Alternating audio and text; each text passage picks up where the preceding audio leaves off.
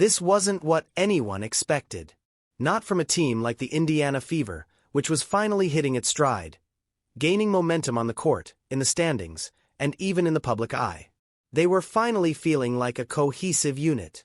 Then, Khloe Bybby, the Australian sharpshooter with a rapid-fire release and an even quicker wit, landed in Indiana like a spark in dry tinder. What began as a simple injury replacement for superstar Caitlin Clark quickly ignited something deeper. If you're here for the raw, unfiltered truth, subscribe. And if you're braced for the inevitable drama, you definitely need to subscribe. Khloe didn't just sink three-pointers, she rattled cages. The moment she joined the lineup, the team's entire dynamic shifted. Fans immediately noticed the ball moving faster, the offense no longer bogged down by sluggish, half-court sets.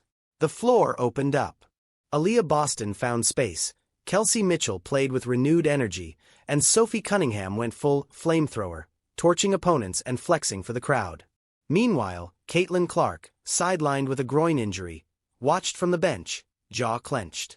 Her team was winning, without her. That wasn't the script. The most surprising thing wasn't just that Khloe Bybby fit in, but how incredibly well she fit in. Almost too well. It felt less like she was filling a void and more like she was actively redefining the team's identity. Her post-game comments only amplified the tension. "I thrive in pace.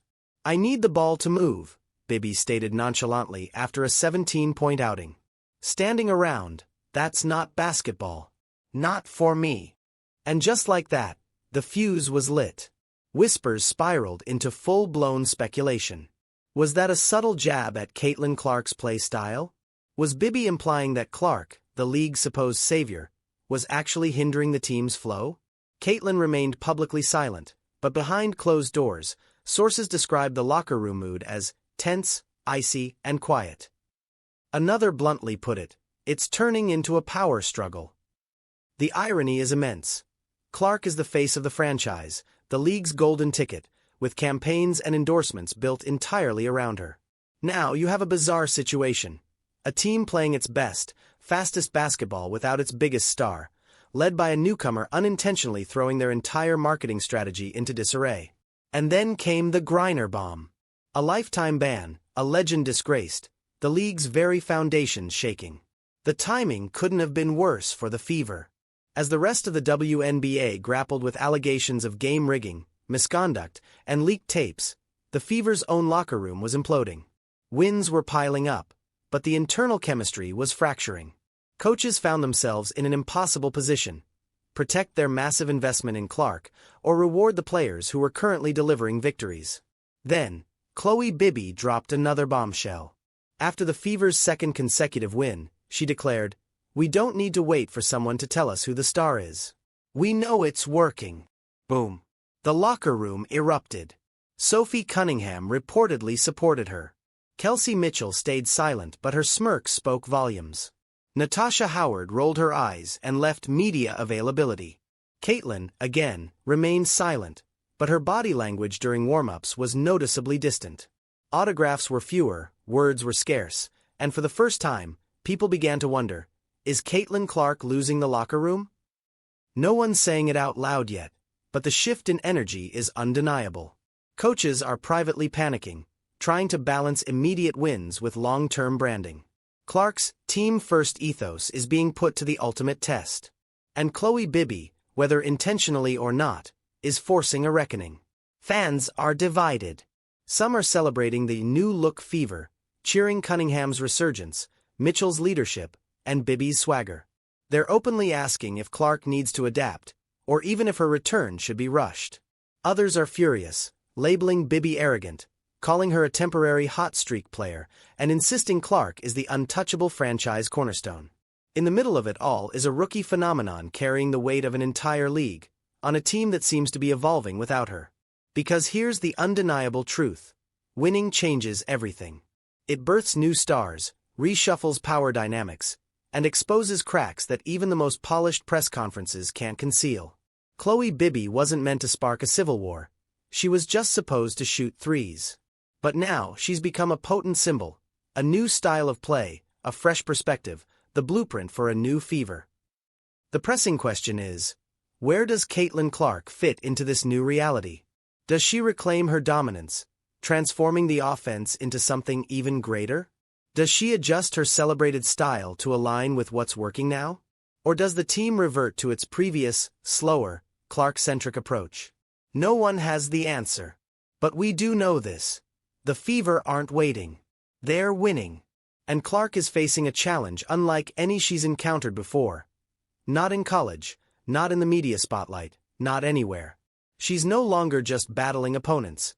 She's fighting for control of her own team. As the WNBA reels from the Griner scandal, as sponsors grow wary, and the league attempts to reset its image, the Fever might be inadvertently demonstrating what true reinvention looks like. Perhaps not every team needs a single, undeniable star.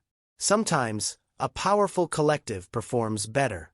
And right now, that collective includes Khloe Bybby, Sophie Cunningham, and a squad fed up with being a mere supporting cast. So, what's next? Will Caitlin Clark rise, adapt, and usher in a new era of team-first basketball? Or will the Fever fracture under the weight of conflicting personalities, relentless media attention, and internal pressure? Whatever the outcome, one thing is certain. This isn't just about winning games anymore. It's about a team discovering its true identity. And Caitlin Clark? She's not just the face of the franchise. She might be its greatest test yet. For most rookies, the toughest adjustment to the pros is the sheer speed, pace, and pressure. But for Caitlin Clark, it's the politics. When the locker room starts buzzing with whispers, when teammates subtly choose sides, and when wins accumulate without your name dominating the box score, that's when the game truly changes. And every day Clark spends on the bench recovering is another day the team learns to play and win without her. This should terrify the Indiana front office. Yet, here's the surprising twist. It doesn't. Not yet. On paper, everything is thriving. Attendance is soaring, social media engagement is through the roof, and the Fever are receiving unprecedented coverage across all sports networks. And it's not just for Clark's highlights. They're being praised for their chemistry, their grit, and the unexpected firepower from players casual fans couldn't even name a few weeks ago. All this, while their biggest draw sits on the bench, nursing an injury that refuses to heal quickly enough. But make no mistake, Caitlin Clark is not naive. She hears the whispers. She sees the subtle body language in huddles, the lukewarm high-fives, the seemingly accidental mispasses from teammates who, just weeks prior, rallied around her. She's not a victim. She's a fierce competitor and a tactician. She's meticulously planning her return as if it were a playoff series. Sources reveal she's been staying late after practices, running drills with second-unit players, refining her off-ball movement, and even collaborating with trainers on new conditioning techniques designed to seamlessly integrate with the faster-paced game plan Bybby and Mitchell have implemented in her absence. This isn't about proving she's still the star. It's about proving she can adapt, that she can lead a team brimming with scorers, not just demand the spotlight herself. But adaptation isn't the real challenge. The hardest part is trust, and that's rapidly eroding. Khloe Bybby might be the newest Fever player, but she carries herself with the confidence of a seasoned veteran. She jokes loudly during warm-ups, dances during timeouts, and has forged an immediate, undeniable chemistry with Aaliyah Boston, both on and off the court. Even Cunningham has reportedly started calling her the spark plug. One insider described their connection as instant electricity. That same insider, tellingly, described Clark as a bit of a battery pack, powerful, but heavy. Ouch. These subtle jabs aren't just empty words. They're actively reshaping the locker room hierarchy. Every team has an unspoken, yet very real, pecking order. And right now, the triangle of power in Indiana, Bybby, Cunningham, and Mitchell, doesn't yet include Clark. Meanwhile, Clark's media appearances have noticeably changed. Her typically high-energy, joke-filled segments are now more reserved, measured, and professional. Fans have observed her carefully choosing her words, meticulously avoiding any statements that could fuel rumors of discord. But even her silence has created noise. She's isolating herself, one former WNBA player turned analyst declared on a podcast. That's not what a leader does. She should be clapping on the sidelines, getting in people's faces, owning the bench energy. The problem is, Clark has done all that, but now it's being framed as performative because once a narrative takes hold, it accelerates. One minute you're the league savior. The next, you're the ice queen with folded arms, watching your replacement drain threes and dance with your teammates. And as all this personal drama unfolds, the WNBA itself is spiraling. The Brittany Griner scandal has exploded. Reporters are unearthing years of compromising footage, stats, and anonymous quotes. There's serious talk of an external commission investigating the league's competitive integrity.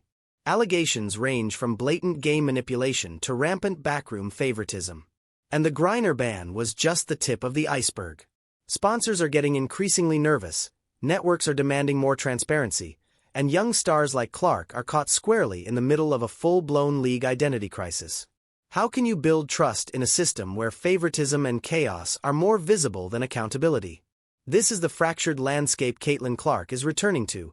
A volatile locker room, a team that's learning to win without her, and a league openly questioning its own foundation. But if you believe she's going to crumble under this immense pressure, you haven't been paying attention. Caitlin Clark lives for moments like this. She didn't shatter records at Iowa because she was universally liked. She did it because she was relentless, unstoppable.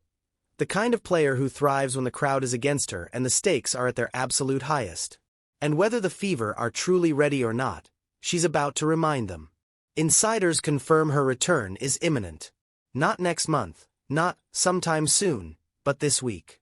And when she steps back onto the court, it won't be as a reluctant superstar gently easing her way back into the flow. It will be a definitive statement. Word is, Clark has been privately developing a modified playbook. These are sets designed to seamlessly blend her elite vision with the team's newfound pace.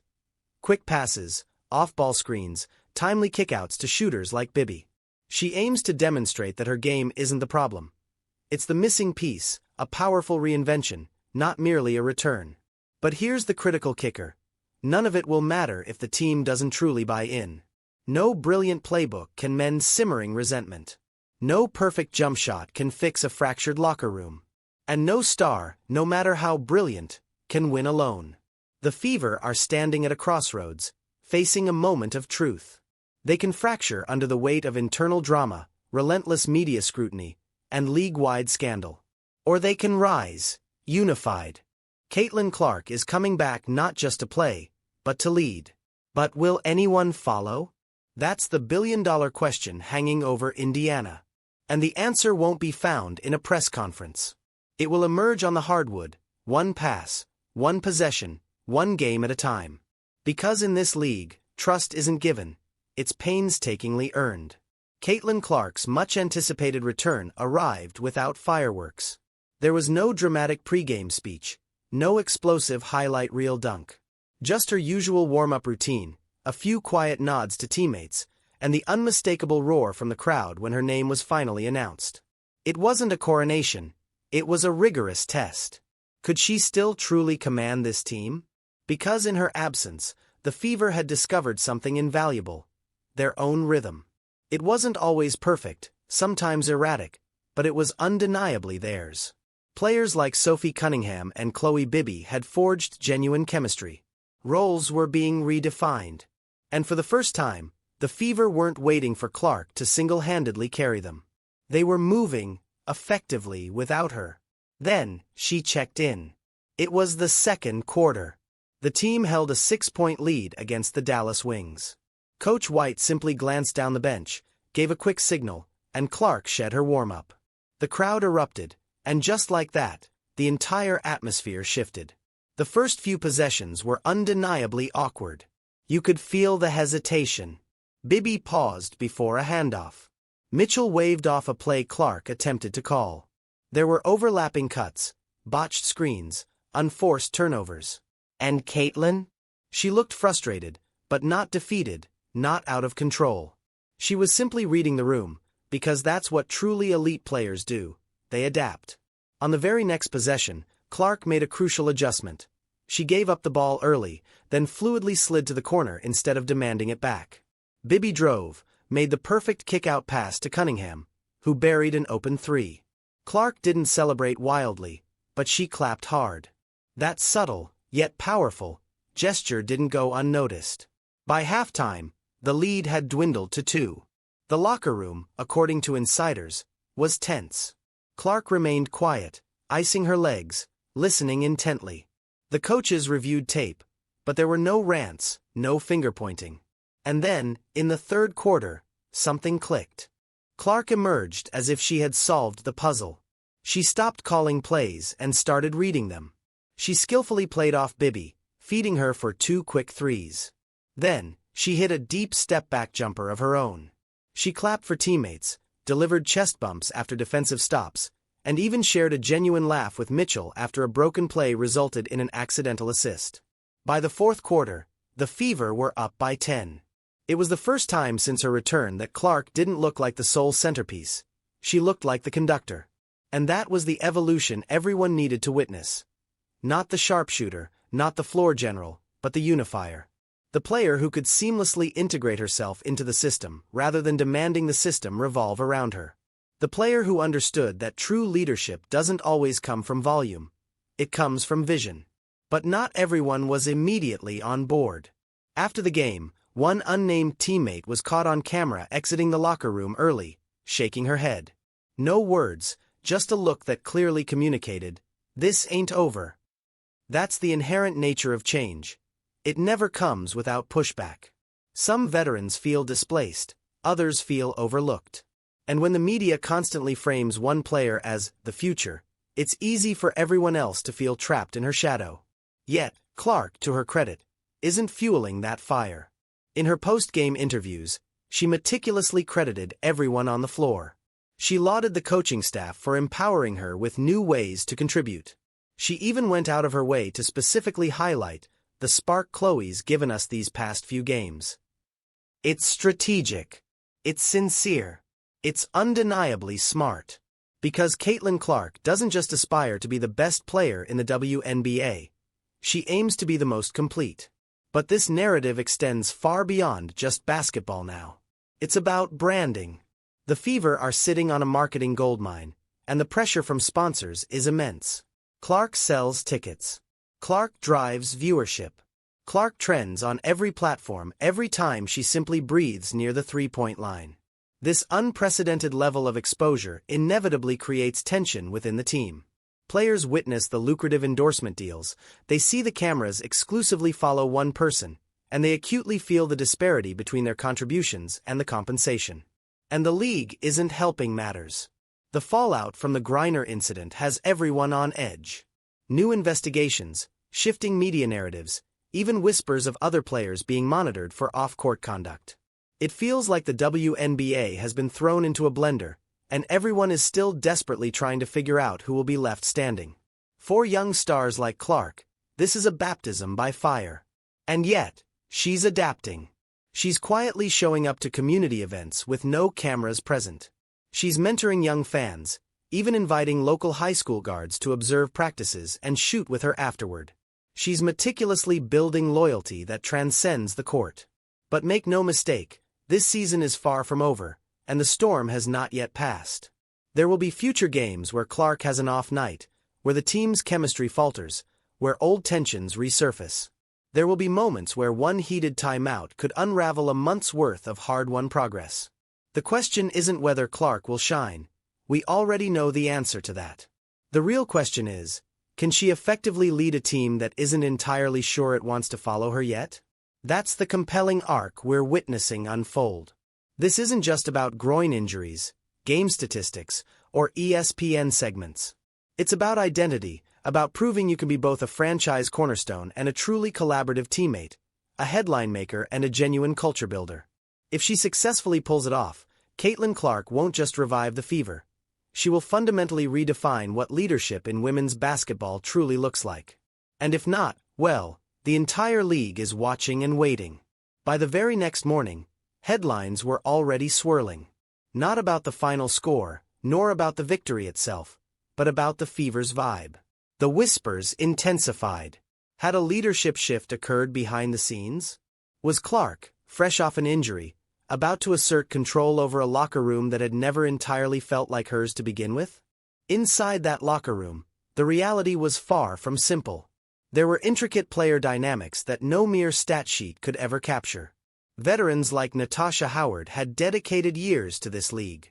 They'd endured seasons where virtually no one showed up to watch. Now, suddenly, every arena was packed, yet the majority of the credit was undeniably funneled to a single rookie. That kind of profound shift rarely settles easily. And Khloe Bby. She wasn't deliberately trying to step on anyone's toes, but her impact was undeniably loud. When you seamlessly enter a system, immediately provide crucial floor spacing, consistently hit your shots, and generate undeniable fan buzz, people take notice. Her off-the-cuff comments about playing fast and free weren't just observations.